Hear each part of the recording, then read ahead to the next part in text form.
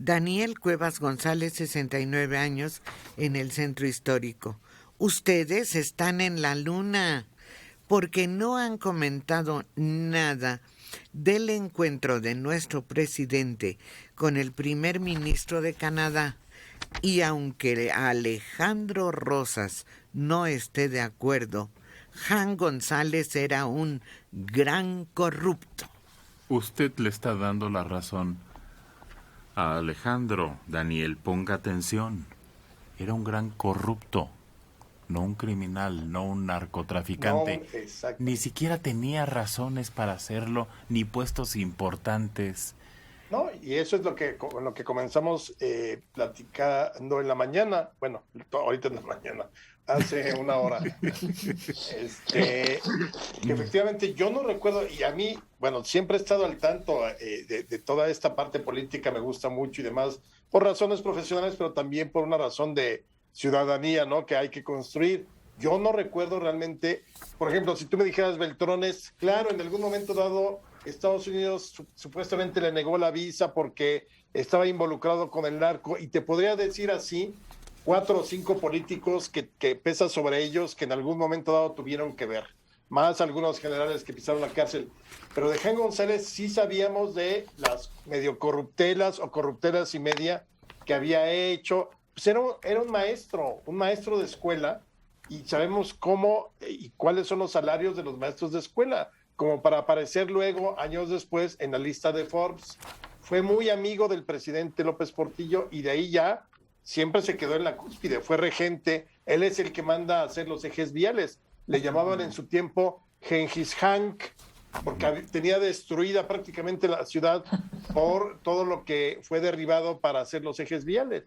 Pero yo no recuerdo realmente ninguna acusación directa de narcotráfico. El problema es que como mucha gente más ve este tipo de series de las que leen acerca del periodo del personaje, se quedan con la idea de que era un narcotraficante o parte de ese círculo de autoridades políticas que estaban involucradas. Te digo, lo cual me parece que yo no sé si la familia en un momento dado salga a demandar con justa razón, porque si no hay un elemento para comprobar narcotráfico, entonces pues es una difamación, daño moral. Mario. Fue un gran político, un gran político y un gran administrador. Sí. No fue presidenciable por ser hijo de extranjeros. Es decir, nunca tuvo oportunidad de ser mencionado como posible sucesor del propio López Portillo, ¿no? Pero él como maestro, él se inicia en la izquierda, él es miembro del Partido Comunista Mexicano. Después se convierte en secretario particular de Isidro Fabela. Isidro Fabela era un gran político y un internacionalista muy importante de la época de Ávila Camacho, de un par de sexenios después, pero él es también el que inaugura la visión de que el político, para evitar, según esto, robar en los puestos públicos, debe tener negocios. Y él inicia la visión de que los políticos deben ser también hombres de negocios, iniciar negocios. Desde luego, su posición política va a favorecer esos negocios. Pero en ese aspecto se crea el Grupo Atlacomulco como una especie de club de industriales dedicados a la política. Y rápidamente asciende Jan González hasta convertirse en la cabeza de ese jefe. Estuvieron el primer del Mazo y varios otros antes que él. Pero es la escuela de Isidro Fabela. Él políticamente era de centro, no era conservador, era más bien de nacional revolucionario. Y sus hijos se fueron otra cosa, esos son otra cosa totalmente que nada tiene que ver con la trayectoria política que fue brillante de Jan González. Pero resume con su frase, Mario. Un político pobre es un pobre político. Bueno, esa es una de esas frases que Asignadas. atribuyen a alguien que quién sabe en qué momento la dijo, dónde está consignada qué. Resume la ideología. Como quiera, Alejandro. Y yo creo que son de ese tipo de... Evidentemente no hay un discurso donde diga mexicanos, un político pobre es un pobre político, pero seguramente son de las cosas que se filtraban de conversaciones. Claro. Como hay muchas, ¿no? El que se mueve no sale en la foto, aunque creo que ahí sí Fidel la dijo en una de sus conferencias de los lunes. Sí. Globero, pueblo globero, no sé qué.